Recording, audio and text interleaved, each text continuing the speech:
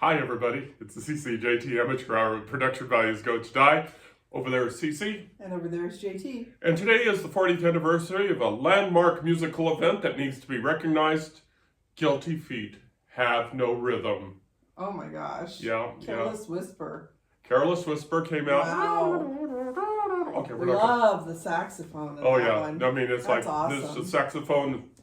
Never mind, I'm not going to go there. Never gonna dance But again. man, 40 years ago, Guilty George feet Michael, got no Andrew rhythm, Ridgely, Wham. though it's easy Wow. to pretend. It's hard to believe. It's like how much all that time is gone. Yes. Oh boy. Okay. So this is episode I think 211, and that I've completely lost track. no, it's episode 211. So, and if you're an Adam 12 fan, we're a whole We're responding to a 211. we're 211 in progress. Okay, One man, out of 12. we are Dating ourselves. so between George and Adam 12. Well, if you want to mention 40 years ago yesterday was the Breakfast Club. Yeah. Oh my gosh. Don't you Very good. forget about me. We're so sorry about the singing.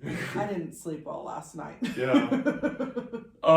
We don't really have much to talk about, but somehow we're going to fill half an hour with it. Or more. Because we're kind of in a, A a lull here between, we released a book, we're releasing a book, this book, this is really a cool book, people. I think it's good, and I think it's worth your time. I believe in my books, baby. Definitely check this out because Yeah. JT did a lot of work on the book. It is a great story. I really enjoyed it. It's one of my favorites. So So ZOEY is available for 99 cents an ebook, and of course the paperback available on Amazon, Barnes & Noble, and also we're going to be talking about where else it might be available. We're going to circle back around to that. Mm-hmm.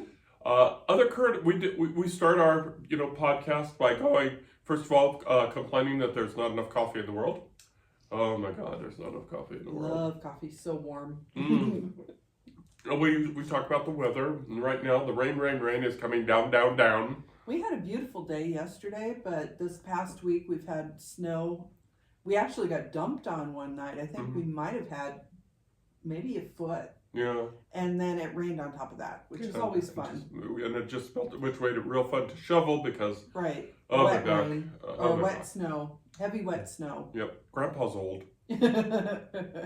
Yes, and we didn't have our younger grandchild here to help us with the shoveling because that's what happened the last time it snowed. We had our youngest grandchild over, and it was like, "Oh, let's go out and shovel snow." It's like, okay. God, do you remember growing up and being happy to see snow? Do you remember that? Well, I enjoy snow that now that we don't have to go out in it. Yeah. But Anyway. yeah, it's But not this is as fun. So if you're under 40, you're probably having hard time, relating to these things right now. But what that we've talked about so I don't far. know. People are. But we did do something fun. We did do something fun this week. We did. You might even call it a writer's retreat or a second retreat. I guess it wasn't really writer. It was more of a business retreat. True. It's more of a business retreat. In January, we went to Virginia City. Yep. And stayed at the Silver Queen Hotel. Very. It's a unique setting. It's a special setting. It was just very bare bones. It was basically a room and it was set up to be that way. It was vintage. And vintage. I should say that the Silver Queen is named that because there is a huge portrait in the bar of a woman, and it's just her dress is made out of silver dollars, which is really cool. That's why it's the Silver Queen. She is the Silver Queen. But the room is like it was just 4 walls and a water closet. The bathtub was in the room. It was one of the, what do you call those bathtubs? A clawfoot tub. Yeah, and big huge windows, big huge curtains. I know the windows were probably twice the height of our windows. Yeah, they were just. They had to be 8. It was nice bed, nice bed, but just cold, and it was just no amenities beyond that. There was no, nothing that the 21st or even the late 20th century traveler would be used to, such as Wi-Fi, telephone, anything. It's like you go in that room and that's it. So if you don't have a hotspot, you're cut off from the world. But that was the ambiance we were looking for because I was doing it as research for my book, and definitely got the the environment that we were looking for because it was spooky. Yeah. The second floor was interesting because it was on 2 levels because the hotel's built into a hillside like most of the buildings in Virginia City. So it was I think we got what we paid for. Yeah, oh, yeah. And then this week, as an early Valentine's / business retreat kind of thing, we went to Harveys, what us old timers would call top of the wheel, but I guess it's not Harveys top of the wheel anymore. No. Because the wheel got blown off, like 50 years ago. 1980? Yeah, 1980. So that was, Yep. That's 40 years. 45 years, yeah. Yeah, almost 45. Yeah, I don't know, maybe we should link to that article for the podcast because there was it was an extortion plot, I think. Yeah. And someone planted bombs in Harveys. Yeah. So the original look of the building, I don't remember if they removed the wagon wheel at that point, but they had to rebuild because part of it did blow up. Yeah, and there's 2 towers, the modern tower, where we stayed, and then the vintage tower, which is where the original Harveys was that had to get rebuilt. And as I said, we spent the night, and we were fortunate. This has never happened to us before. We this is probably the highest we've stayed at any hotel. We were on the 19th top floor of the modern tower, which I've got a little fear of heights, so I tried not to think about it. But it's just a really gorgeous, beautiful view of everything from the south side of that tower. So we had the entire California range in front of us that you can see from the south side of Harveys, and to our left, to the west, we could see the tram going up to Heavenly, and we could see Gun Barrel, which is a very famous ski slope, which Cece has her own history of falling down, which we'll save that story for another time. Someday I'll tell that story. Some story, but we had the all expense of South Lake Tahoe and off South, Emerald Bay. State Line, California. So we just had this ideal view. You really can't get much better. Probably the only way we get better is if we were closer to the shore, but we're not complaining. No, if we were on the north side of that tower on the 19th floor, then we would have had a view of most of the lake. Right. But really, we had a glorious view. We could see, like you said, both the ski resort and the lake itself. And we ended up getting a good weather day. It was a bit cloudy and gloomy and very cold the day we went. And then the next morning, beautiful just sunrise. everything cleared out. So beautiful. Because the storm that we talked about earlier in the podcast, it was moving in, so it was pushing clear air, warm air in front of cold air. So we had just a gorgeous, the sky was an artistic expression of clouds. The lake was flat. Just for a little while. For a little while, and we could see the little ants of the people walking around. It was just lucky. And what I found funny is a few minutes ago I went to a great length to describe. Well, I mentioned it that the Silver Queen had a water closet, our Silver Queen, which is basically a gentle way of saying that it's a room with a toilet, and that's it. So we have this beautiful room up at the Harveys, 19th floor, and it has a water closet. It has... but it was different because it was a very interesting bathroom setup. Right. Because it was a long room. It was very good size. We had a lot of room. We had a kind of a corner window because they built them out. It's not quite a bay window, but it's more of a triangle.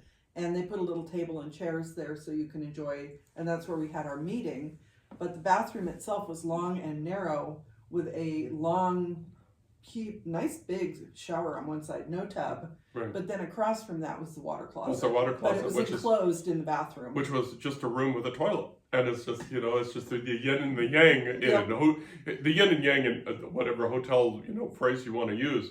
But they both had a water closet, which writers are that way. We pick out these little weird things.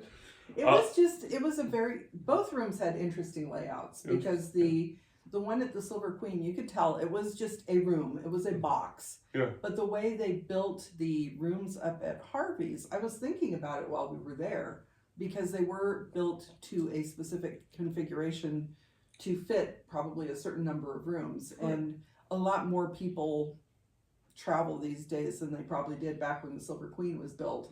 The Silver Queen may have been, even housing for people at some point where they would stay long term, but The one at Harveys is it's built to a very specific configuration that's a little bit different. Yeah, but it was very nice, you know, and of course it had all the accommodations, but we spent more than a little bit of time just plopping the chairs in front of the windows and just watching the world go by, because frankly, we're probably not going to get another opportunity like this unless, you know, we get lucky again. Right. You know, it's not really what you would consider a 5-star hotel, but it's up there. They are showing their age. Yeah, it is. Yeah. It's connected to Harrah's by an underground. It's under street tunnel. So Harrah's and Harveys, I think they're both Caesar's properties, and they're doing a lot of renovation. They're trying to modernize it, and it was a little off-putting, I think. I don't know if you felt the same way. With all the construction going on and the casino floors felt a little sparse because we're used to all the slot machines being jam-packed in there, but there was a lot more open space than usual, and we couldn't find the usual connected slots that we like to play, the ones that are in the network, the IGT network. So it was, you know, it was a great experience, but it was a little off-putting in some ways too, I think. Yeah, and just as a side note, as we were lucky enough to go off season. I think we spent Tuesday night there, or something. Yeah, it was a Tuesday night. So we were way off season. And so the room rates were just fantastic for people, especially in our income range. But it was interesting that where we got hit was the meals. We probably, we're, you know, in Nevada/California there at state line, we probably, between the 3 meals that we got there, it probably, I didn't look because I didn't want to, but probably the total of the 3 meals was probably more than the room. I think so. Which is good and bad. So it's definitely something we'd want to do again. But it was fun. We got to, you know, we really didn't spend a lot of time talking about business, but we did sit in front of the window and we talked about it. We did have a meeting. We did have our Wednesday meeting. And it is good to get away and get kind of out of your normal routine, just to kind of spark those creative juices again too. Yeah. Because sometimes, especially at this time of year, I think we kind of get stuck in the, oh, it's so cold and it's so gloomy, and Yeah, and we, as a company, you know, Two More Books LLC is going full blast as a company. Every Saturday we have a comprehensive meeting, and then on Wednesdays we have a business development meeting along with any social media that we want to talk about. So, you know, we try to keep these regular, and we try to, what it is we have a big, long to-do list of what we want to do with our enterprise and our, you know, but this is probably getting way into the making of the sausage. But we have, you know, our to-do list is broken down into 4 categories, which is marketing, business, writing, and editing. And basically that's in a nutshell what writers have to do. They have to write, they have to edit, they have to market, and then they have to deal with the business side of it. So and so it gives us a chance to get together, talk about that, and you know, this is how we have been able to get our product out on shelves. This is how we've been able to plan ahead for events that we're going to be doing, and we're going to be doing in-person events. And you know, so it's all sort of kind of fun.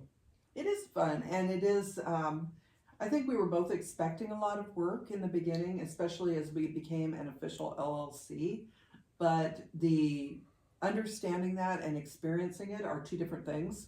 So we knew it was going to be a lot of work, but getting into the weeds of doing it is really a lot more intense than you think. And we both have a background where we worked in bureaucratic situations with a lot of red tape. So there are some things that maybe we have decided to do that other people might not think about.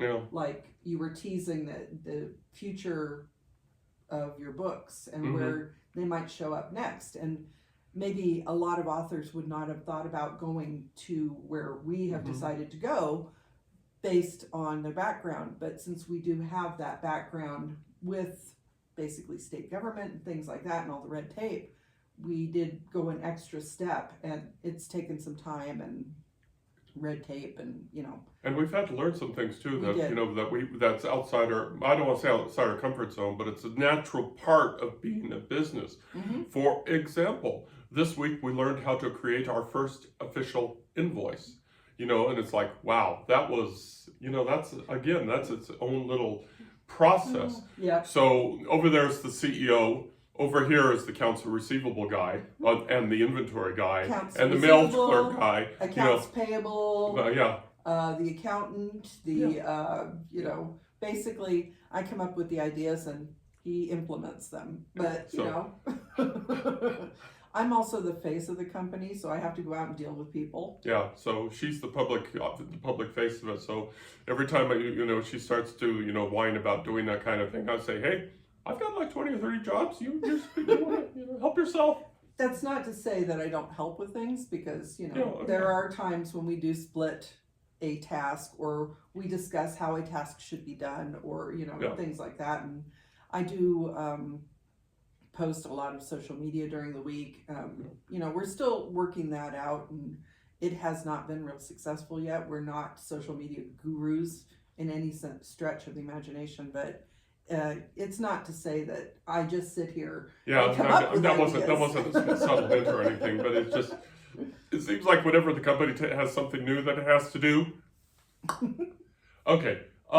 Very quickly on current events. Again, ZOEY is coming out a week from Friday. I may change that date because Friday, Friday, February 28th has taken on a social media thing where people are going to not spend money, and we support the resistance. Well, that's as political as we're going to get in this podcast. We support the resistance. There, end of story. So I may probably move it up to the 27th. Like I may just move everything, one day. Yeah, one day. Yeah. So ZOEY's coming out. It's available for 99 cents right now. And if you want an advanced copy, it's go out to Book Sirens. I'll put the link in the post, and become a Book Sirens reader. Really, this is a good book. I don't know how else to say it. It's worth your time. Well, also, I believe we just opened an online bookstore, and didn't you say a few copies may be available on there before? Oh yeah, available we're getting a book else? shipment. We're getting a book shipment on Tuesday. So as soon as the mail clerk processes the inventory and updates the inventory and weighs the book, because we have to weigh the books in order to know what postage, and then we'll send an email to the webmaster. And then say, hey, we need you to go out and update the inventory on the book site. And then the webmaster will go out and make it available that way. So, all that to say that if you are looking at our website, our online portal for autographed copies of these books, and you want an early copy before it's released anywhere else, keep an eye on it over the next week. And ZOEY may be available a week early.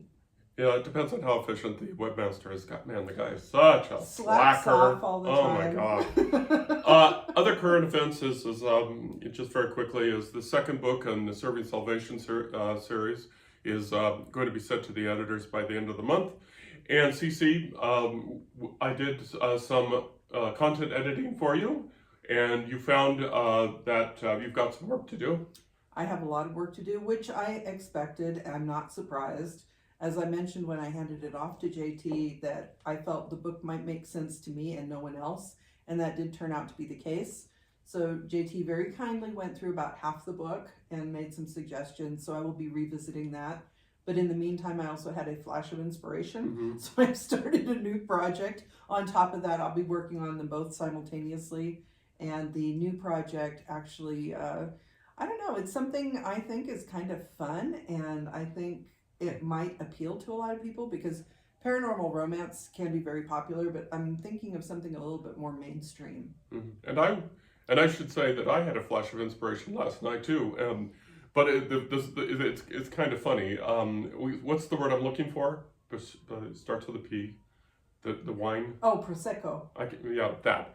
We do not drink. No. We do not drink because of family history and family genetics. And I don't like the taste of most alcohol anyway. It tastes like, for most parts, it tastes like medicine. And also, I think that because, I come from a family of alcoholics, bluntly speaking, my father and my maternal grandfather, so drinking is not a good deal. But last night we'll do something different. We had, like this with orange juice, and here I am, I'm all relaxed going, and I had this flash and this new science fiction book, and as I started thinking about it, I started plotting it out. And so it goes back to, now, I wasn't drunk. Not even close. Relaxed. But the old Ernest Hemingway cliche, and I don't know if it's actually him who said it, is you should write drunk and edit sober. And I don't know if that's if that's actually something that he said, but it's a common cliche in the writing business. And so I found as I was working on this book in the middle of my mind here, or center, or to the left or the right of my brain, is, this is actually a good idea and it might be workable. So I'm thinking about, so after we do all the social media this morning, I'm going to write out the plot so I don't forget it and stick it in my ideas folder. So that'll be fun. This is another way for him to procrastinate on the third book in the Sheriff series. Yes, I know. I need to do the third book in the Sheriff series. Okay, but you're right. You're right. And just very quickly, just a very quick tease. Going back to books on shelves, we just to say we did find another outlet, another physical outlet for the books. But, and it has to do with that invoice, by the way. Yeah. And we're not going to announce it, of course, until the books actually are physically on the shelf. Yep. But for folks in the Carson City area, there'll be a new place for you to find the books. And if it all works out, you'll be able to go to this place and be able to pick up an autographed copy of ZOEY. So this will be cool for you guys. And we are looking at more local, especially independent bookstores, probably in the future. Unfortunately, there aren't a lot in Nevada. Yeah. I was doing some research on that, so we may be sliding over since we're so close to California in the Sierra, and there are a lot of small communities over there. So we're hoping within the next year that at least the books that JT has out, probably Sheriff and Downfall at least, maybe ZOEY, will be on more shelves in this area. So if you're not local to the Reno-Carson City area, but you're in Eastern Northern California, I should say, the Sierra foothills, keep an eye out because we may be expanding in that direction too. Yep, and just as Cece said earlier, if you want an autographed copy, just go out to our online bookstore. I just like our bookstore. And honestly, what we're doing, anything that you buy from us, that money will go back into our business because of our business model. And hopefully, as JT has mentioned previously, if we earn enough at some point, we may have a brick and mortar bookstore. Yeah, that would be so cool. If you're not only supporting a couple of independent authors, but we don't really have an independent bookstore here in Carson City. So if you want to help encourage that going forward, check out our online bookstore because that money will go back into our company. If we sell enough copies, we may go brick and mortar someday. Yeah, shop local, kids. Yep. Okay, we don't really have much of a main topic today because, I don't know. We've talked about a lot over the course of our, what you said, 211 episodes, and we try not to rehash things too much, but we do revisit topics because we learn and we grow, and hopefully we have more insight on them. So if you see that we've done a specific topic more than once, it's probably because there's a different angle that we've discussed. I don't know that we've discussed this one before, though. Yeah, and it's basically, it's the advantage and disadvantage of sticking real people into your books. We do not write, we do not live, we do not breathe in a vacuum. Whether or not, even if you are just like Cece and I, we are pretty much hermited into our room during the week because our business is, in our home. And so we spend a lot of time in our house. We don't go out in the world, but that was not always the case. Before we retired, we were like you. We went out in the world. We saw, we peopled, which was our favorite thing. But we had normal business and office interactions. We met with people. We had friends and things and so on. We went to school. We went to college. School. And along the way, we met interesting personalities, just like everybody. This is just the same things.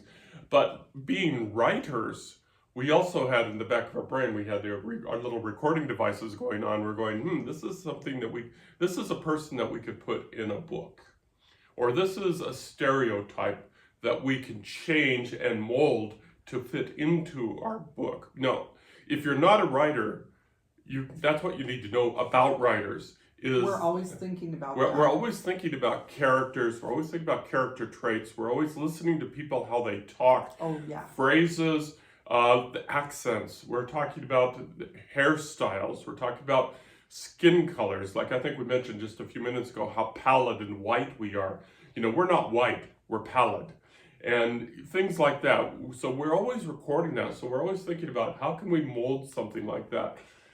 And sometimes, stupidly, when we're ticked off at people, we will put somebody in a book. Mm-hmm. Now, but not just stupidly, but also lovingly. Yes. lovingly. There's some, like, for example, we will put a family member in our book as a salute to them.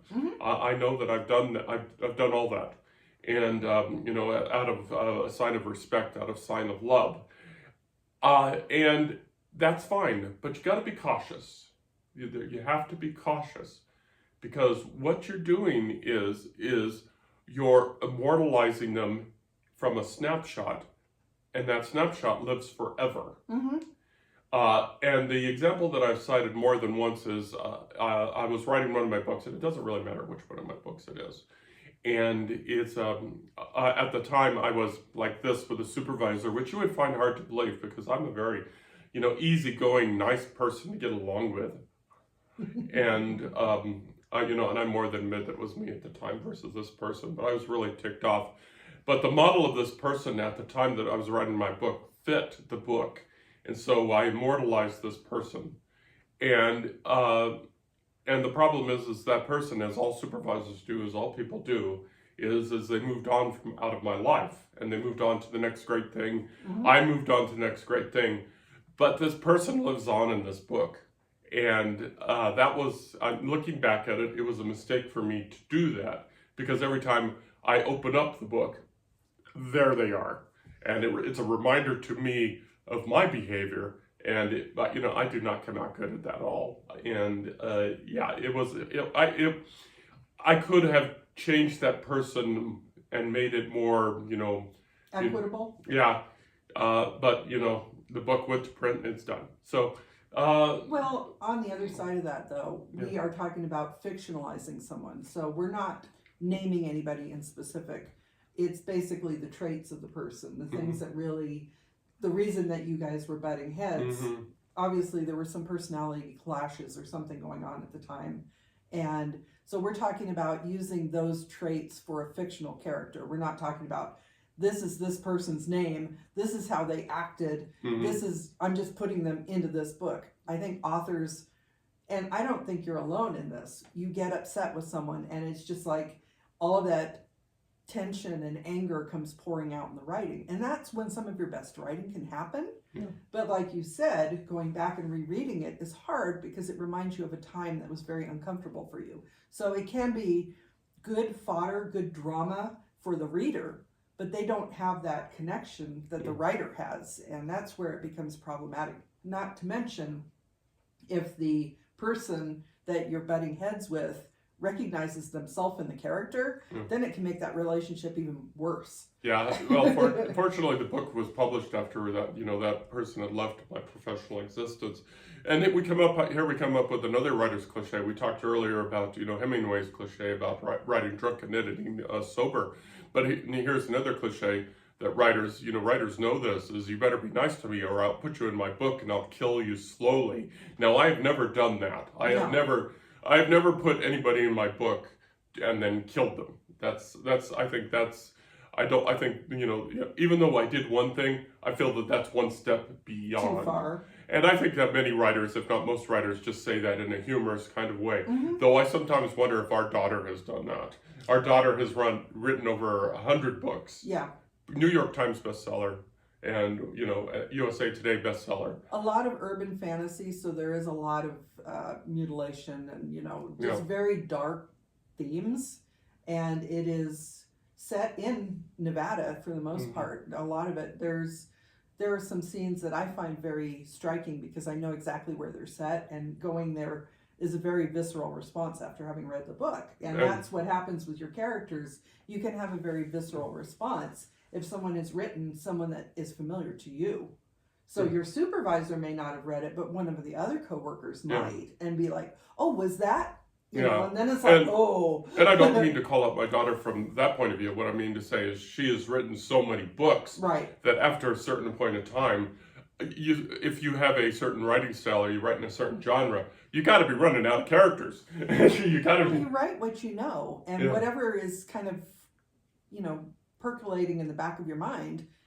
Certain character traits may come up, and you're not aware of it when you're writing it. That you think, oh well, this is a good idea, and then later on you go back and realize, that was that person. And it may not even realize subconsciously sometimes. It's fraught. But on the flip side of that, on the positive side, this is an opportunity for you to put people in your books that you respect, people that you love, people that you care about, people that you want to remember. And I have done that, where I may not have taken somebody from real life, so to speak, and dropped in my book. But if they have certain characteristics, or they have certain models or certain modes, then I would, I've done that. And there's a couple of characters which, again, I'm not going to name, in my books where people I've either known or worked with or something like that. I've used them as a model for people in my books, as positive role models in the books. And I did not take pull them from real life and put them in there, because that's not fair to anybody. No. But I have done that, and I've done that, gladly. And when I go back and I read those books, I'm glad that I've done it. So you can use it as, you can do that. Now, I should say that there's also some words of caution here that you have to do, because in some books, you have, depending on when they are set, you have to be careful about using real life events. Right. Because what happens is it ages your books inadvertently. Mm-hmm. Now, for example, the Emma series, which is your favorite series, in the second or third book, I deleted this reference when I redid the editions, but I referred that her favorite boy band group was the Backstreet Boys. Right. And the Backstreet Boys are still very current. They're doing a stay in Vegas. Yeah. So they're still in the public eye, Performing. but not like they used to be. Right. And when I went back and I read the Emma books and I saw that reference, I realized that I don't want my books to be, framed like that as being very. The Backstreet Boys were the '90s. Would that be correct? '90s, 2000s. Yeah, because I think one of their albums was Millennium. Yeah. So it was around the turn of the century. Yeah. And Will Smith did something similar, but he called it Willennium. Yeah. But I think the Backstreet Boys did Millennium. Well, it's very quickly. That's 25. That's 25 years ago. Right. And I didn't want my books to be 25 years ago. I wanted to have a more modern arc. So for that reason, you have to be thoughtful about putting in modern references. Even something as simple as a tablet, or a cell phone. Right.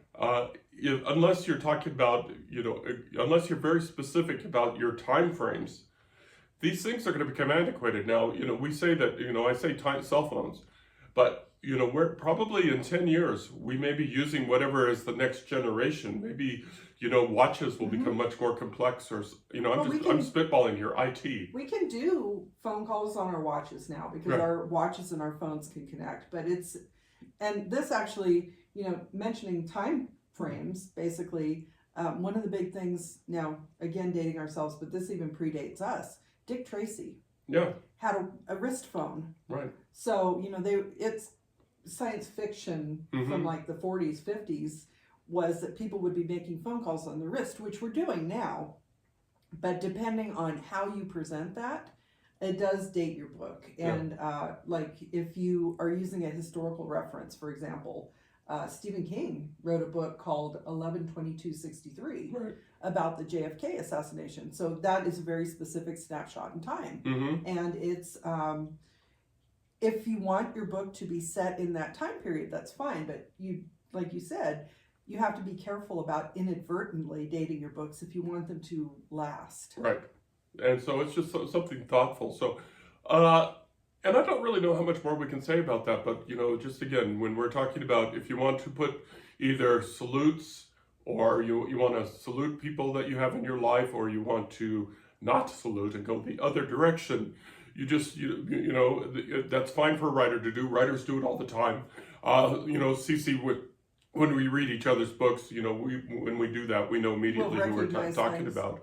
But it's just be thoughtful about it, and remember that however you're doing it, whether it's a positive or negative, you are immortalizing that person, forever. So whenever you read that book, there they are.